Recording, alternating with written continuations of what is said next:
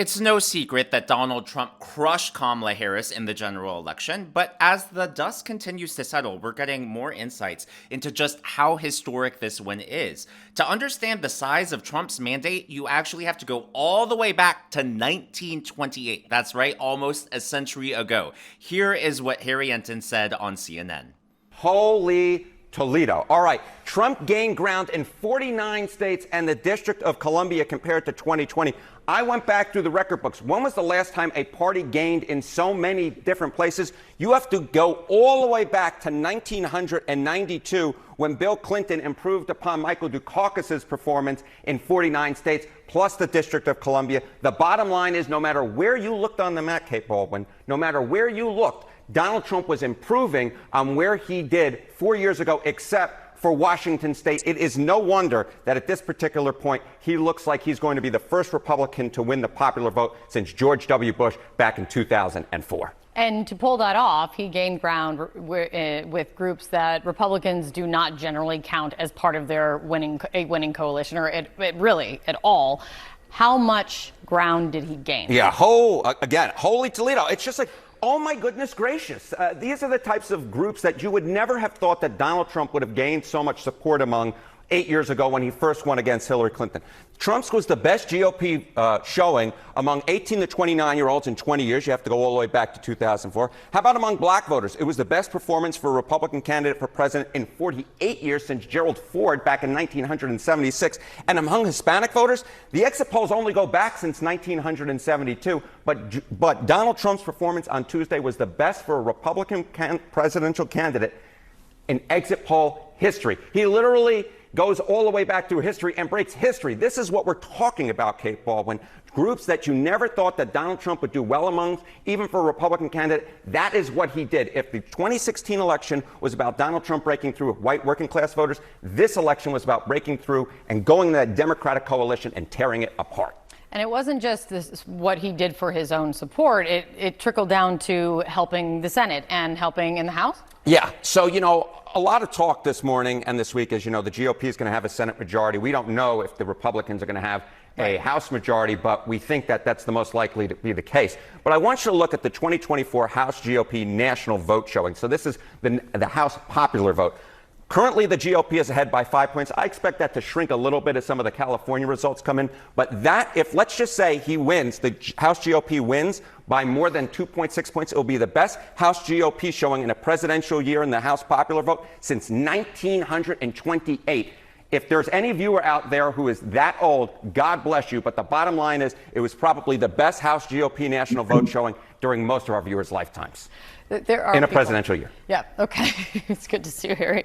Thank you so much. Thank you. God bless you. I mean, that right there just shows the power that Trump had on the down ballot effect, helping secure that House majority. Yes, I know it's not official yet, but it is looking like it's going to become official very soon. The best since 1928. What a strong mandate. And the craziest part, this is just the tip of the iceberg. There is much more to get into. And to help me dissect all of this is friend of the channel, Troy Donovan. Troy, is there anything that Harry Enten missed out on, or was he just spot on that? Well, first of all, oh goodness gracious. Oh goodness gracious, look at these numbers. What a great victory for Donald Trump. There is something that he very much so forgot to mention, which was the ground that Trump made in young women. I was just as shocked as the viewers out there. Let us know in the comments, are you shocked by that? Because I always thought that young women in particular, was kind of just untouchable, that we weren't going to be able to make ground with them, especially, I don't know about you, Dan, and the viewers out there, everything that I have seen in the past 3 to 4 days since this election is just bludgeoning after bludgeoning after bludgeoning of just young, woke, liberal, white women just acting like this is the apocalypse. Without being too crass, I'm just kind of sick of hearing it. As if the only thing that you should go vote, the only reason why you should tally someone's name in the ballot box is for the sole reason of unrestricted, free, nationwide access to terminate a pregnancy. That's the only thing that you should be voting on. Trump just proved that he can go into any enemy territory, including young women. I'm not calling young women enemy territory. We love our young women. But I also think that that is kind of an indictment on just like some of the young independent broadcasters that we've seen really go into these college campuses. I've got some names written down here. People like Brett Cooper, Riley Gaines, Amala. I'm sorry if I mispronounced her last name. Ekpunabi. Like, you see a lot of young independent females going out here and saying, "Hey, wake up! They have poisoned the well. Vote on more than just reproductive rights." Great job, GOP. Great job, Donald Trump. It's amazing. And you know what I absolutely love about all of this? I think you're spot on, because the Democrats thought that abortion was going to be a driving issue. It appeared to be so in the midterm elections, but hey, you can only champion baby killing for so long and get away with it and ride that sort of momentum. But I agree, because in my feed, I've been seeing women acting as if they're now living in The Handmaid's Tale, and you see them posting those red dresses, and Oh, yeah. as if they're the most oppressed group out there, which is quite a joke. But to me, the most stunning part of all of this is the Democrat Party is just not learning their lessons. In fact, they actually want to double down on what you talked about. So you were talking about abortion and how it's crazy that young women are trying to pretend like that's the number one issue. And on MSNBC, they were saying, well, that's why we lost. We actually need more male feminists. We need a Joe Rogan of our own to turn young men into feminists, and that's how we'll win next time. Here's what they said. Particularly the media ecosystem it's not a good one, it's a negative one, it's a radicalization funnel. But what they have done in their online media ecosystem is build a radicalization engine, literally the way militant groups do around the world, that takes people from relatively low-level annoyances with the world. Why are eggs so expensive? Why is my kid learning this new thing in American history in school that I didn't learn? And then moves them through YouTube videos, through podcasts, moves them from that annoyance all the way, slowly, to a full-blown fascist politics. It's an elaborate multi-billion-dollar infrastructure, and there is nothing like it on the pro-democracy side. We don't have when a man is just lost and lonely and not yet radicalized, we don't have the equivalent of Joe Rogan and Jordan Peterson to move that man in a feminist direction. By the way, we should educate men that it's actually really great to live with a strong woman who makes money. It's actually easier. Life is easier. But I think I mean, what in the world are they talking about? And then also, I don't know if you caught that tiny thing, because in that he just shoves it in there. You know, men are just worried about things that don't matter, like the cost of living, the cost of eggs. Who cares? Like, that is why they lost. They are denying us the reality that we are all living. They are denying us the pain of the cost of living, of crime, of other issues that we face. And they think it's all about abortion. They think it's all about feminism. Yeah, we just got to go out there and reach more simps and beta males, as they will call them. Not that I'm not calling anybody a beta male, but that kind of behavior, you know what I mean? They're going to continue to do this. This is what the Democrats, this is what the DNC do, is they just double and triple and quadruple down. Listen, it wasn't because our platform was unpopular. It wasn't because of anything we said or have done in the past 4 years. Keep being that love, unifying, joyful, empathetic person, and that is what people vote on. They don't vote on the fact that we are on the brink of nuclear warfare in two different regions of the country. That wasn't happening 4 years. They don't vote on the fact that we have tens of millions, definitely over 10 million, I don't know the exact number, of illegal immigrants pouring across our border. We love immigrants in this country. We love migrants in this country, but we don't love the ones that are sneaking across the border, that we don't know who you are. We can't vet you. We don't know where you're ending up in our communities. They care about the crime that's rising in metro cities. We care about grocery prices being higher, energy prices being higher, drug prices being higher. You want to talk about? Sorry, I'm getting a little heated here. I can get bludgeoned over the head so many times on social media by the most dumbass memes that people share, and they think that is truth. But that's the things that people vote on: is economy, immigration, foreign policy, the state of the country, the culture that we're allowing ourselves to devolve into. That's what people vote on. And it's you want to say. I had a female yesterday tell me at a party that, Donovan, you need to be more empathetic. You need to be more empathetic to look at other people's hardships throughout the country. And I sit here and go, are you being empathetic by going into the ballot box and voting solely on unrestricted, free nationwide access to abortions that affect a very small percentage of women in the population? What about the people living paycheck to paycheck? What about the people paying more for groceries? The people scared to death, the people prepping and buying iodine pills because we think that there's nuclear warfare around the corner. You don't care about people. I think you do, but it's just misaligned. It just drives me Amen. No, insane. I get it, and well, that's you touched on the point. So I believe, if I'm not mistaken, the number of abortions that are due to rape, incest, miscarriages, or complications is actually fewer than 1%. The vast majority, Oh yeah. and if that number is wrong, but I'm pretty sure it's less than 1%. But even if it's wrong, it's not by much. So the vast majority, I know for a fact, over 95% are because of irresponsibility, or because they weren't using other forms of protection, or abstinence, can't Oh say yeah. that anymore. But that's the thing. This is happening. The Democrats aren't going to reflect on any of this. In fact, they're already finger pointing at each other because they just can't admit the loss, according to Axios. Doug Sosnick, a wise, clear-eyed Democrat strategist who bases analysts on empirical data, not emotion, is a good place to start. And he sent out this email to the Democrat Party, and it was just one word. It was bloodbath. And in his report, he noted that 1 in 3 voters of color voted for Trump.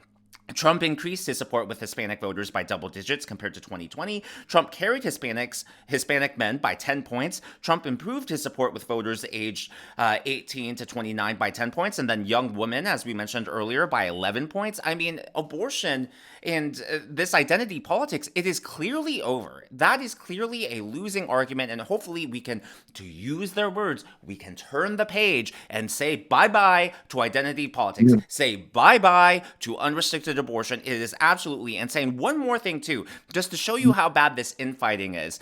I am just loving this because they are tearing each other apart. One person involved with Kamala Harris's team told Axios the 107-day Harris campaign was nearly flawless. The Biden campaign that preceded it was the opposite. Is that accurate, Troy? A flawless campaign? It was so flawless.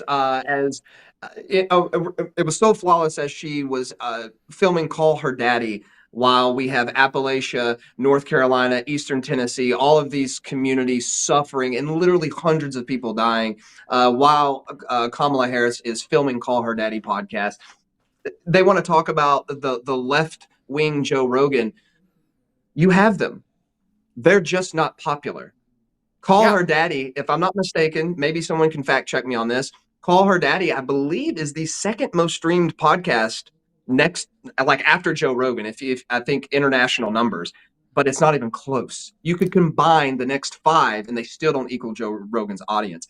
Maybe it's because Joe Rogan has unbiased, objective conversations and honest, candid conversations that we are all starved for, and you can't get with legacy media. You can't get with radical left and radical right podcasts that we know are super opinionated. Joe Rogan is just sitting there and inviting people on his show that are experts in their field and just saying, hey, can I just ask you some questions that everybody kind of wants to ask, but we feel like we can't? Identity politics is over. This is a mandate. Puerto Ricans showed up in record numbers. Muslims, Jewish people showed up in record numbers because these people know true oppression, and they're sick and tired of hearing the BS that this country is somehow oppressed in 2024, that I can't walk out my front door and do anything that I want to in this country right now, Daniel, that you can't walk out and do anything that you want as a Filipino American in this country. It's bogus nonsense, and we're starting to smell the BS. praise God. That's all I have to say. I love it. Well, and I hate that narrative that they run on Joe Rogan. Oh, we don't have our own version of Joe Rogan. Excuse me, mainstream media. You were the original Joe Rogan. You had the audience. It was you who alienated everyone, and that's why people like myself and Joe Rogan, obviously, had to create their own separate ecosystem because you didn't allow different points of view. You didn't allow different perspectives and free speech in your platforms. You were the original Joe Rogan, so don't act as if you guys are now the victim. In fact, you still have all the power. You still have the airwaves. You still control Hollywood. Thereby, you still control this pop culture temperature. It's absolutely ridiculous. In fact, Ezra Klein of the New York Times, who is one of their most popular columnists, said it perfectly. He said, I do think a lot of Democrats have alienated themselves from culture that many people, and particularly men, now consume. I think they lost people like Rogan by rejecting them. And it was a terrible mistake. When you kick people out, the human spirit is a resilient spirit. And we will always find a way. And, they are now reaping what they have sown. And even the Hollywood Reporter is showing this, the media's crisis point. It's losing relevance and scorned in the Trump era. A reboot may be next. Well, maybe they should have evaluated that a long time ago. And hello, Kitty. But hello, Kitty. Yeah, hello. He's happy. But over on The View, they were actually screaming at each other this morning. A lot of infighting. And instead of... Can I say one more quick thing, Dan? Oh, yeah, go ahead. One more quick thing. I'm sorry. Before we get on, because I know that's a great clip. I saw two things really quick yesterday I read about. I forget who said this, but the left did two really, really bad things. And viewers, let me know if you agree with this. They antagonized Elon Musk. They threw him out to the cold and said, you can't have opinions. You're trying to buy Twitter because you want to create this, I guess, dystopian dictatorship, whatever. Well, I hate to interrupt, but I also just want to add, he was the perfect picture of a Democrat. I mean, he's pro-green, the electric cars, carbon emissions, global warming, climate change, whatever they want to call it these days. He should have been their poster boy. They were the ones, exactly like you said, kicked him out. Sorry, go ahead. Yeah. No, they antagonized him. You're right. He was the perfect Democrat, voted Democrat his whole life. If I'm not mistaken, Joe Rogan also has voted Democrat throughout most of his life. He endorsed Bernie Sanders in 2016. He had a 3-hour interview with him, but the corrupt Democratic Party pushed him out to make way for Clinton.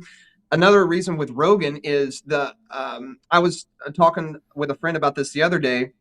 I said he woke up in the pandemic like a lot of us did.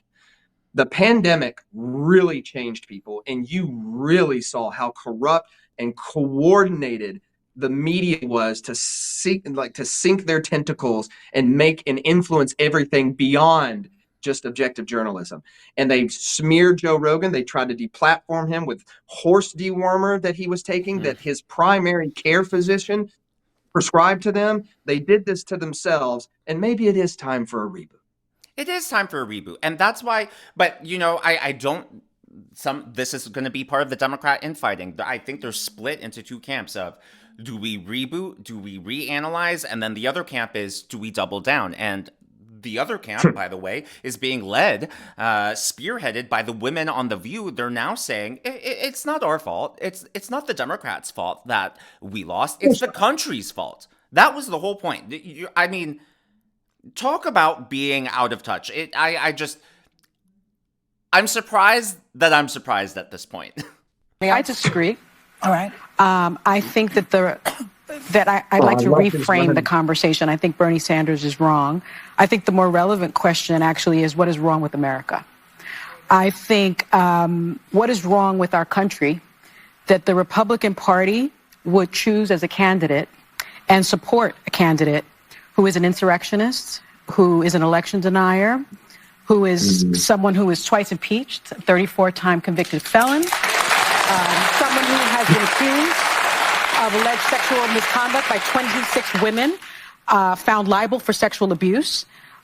What is wrong with this country that they would choose a message of divisiveness, of xenophobia, of racism, of misogyny, over a message of inclusiveness, a message for the people, by the people, of the people. not That is just what the problem is. Republicans. It's He the won the Republican popular vote. Party. But can and I, what's can wrong I with say America? something before we can do a second? The Democrats are the ones. They are the party that cares for the blue collar Exactly.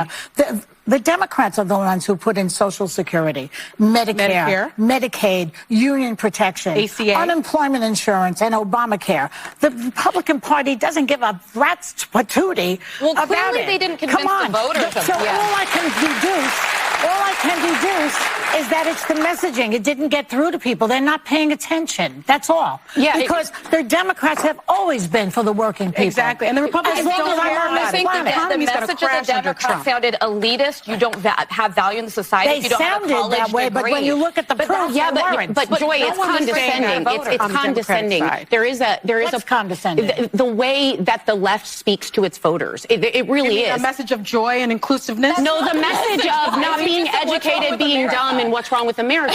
Who said that? Sonny just did. What is wrong with Joy, America? my point here is that But that's not what Kamala Harris said. No. That's what I'm saying. My point is, I don't blame Joe Biden. I don't blame Kamala Harris. Go back as far as you want. I blame a messaging within the Democratic Party. You don't blame the Republican Party. Can I just Party at finish all? my point, please?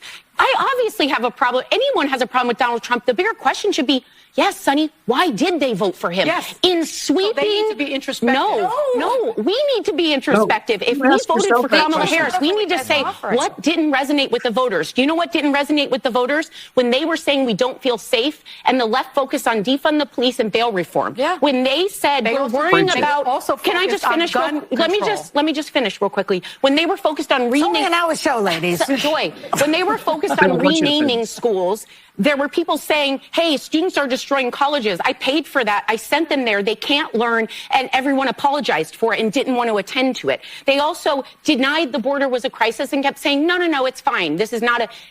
There was a border bill, though. There was a the border 11th bill. Yes, but Joy, my point is they screamed That and would have screamed and legalized screamed. They didn't millions. vote for him because he's a racist or a misogynist. They voted because they needed help in their everyday lives. but Sarah, they they made voted- they the voted. majority of How this do you know country that? because There's a lot of- every stat coming out on the people Yeah. willing to self-reflect are showing these. Oh, wait, they're going to stats. say I'm a racist and a misogynist in the exit poll? You I don't really think so. 74 million Joy, people are racist? Who's gonna say that? Every racist and misogynist voted for Donald Trump. Not everyone that voted for Donald Trump was a racist and misogynist. I agree with that. Everyone swept. They Then why are you swept saying every category, and the reason they did is to say, hey, guys, no excuses this time. Yeah. Look, they lost everything. There's A still half country the that country allows its doesn't agree with environment to him. be ravaged, its children to be shot, its wealth to be hoarded, its workers to be exploited, its poor to starve, its cops to murder. So you think is America's a the country problem?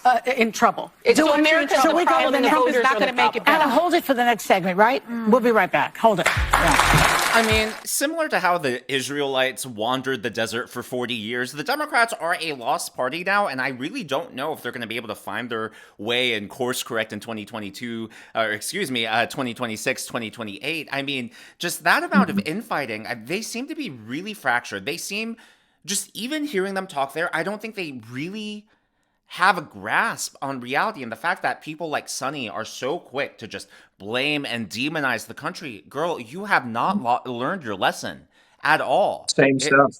Yeah, same stuff. And by the way, Trump won the biggest Hispanic county. Trump flips Texas Border County with 97% Hispanic population, ending a 128-year Democratic streak. That is the first time a Republican has won that county in Texas. Again, 97% Hispanic population since 1896. And you know why? Because that county is a border county.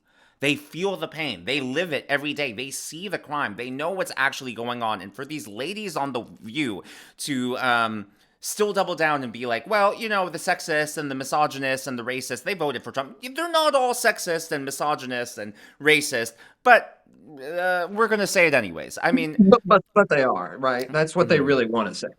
Can Right. I read this real quick? Real Oh, quick. yeah. It's like just one paragraph. This is from Bernie Sanders, who used to be a Democrat, right? Who may have won in 2016. We don't know, but they wouldn't give him the chance. He's now an independent. In response to those blue collar workers, all those stats, they started to say Social Security, Medicaid, and the union laws. This was all from Democratic parties. Bernie Sanders said this just a couple days ago. It should come as no great surprise that a Democratic Party which has abandoned working class people would find that the working class has abandoned them.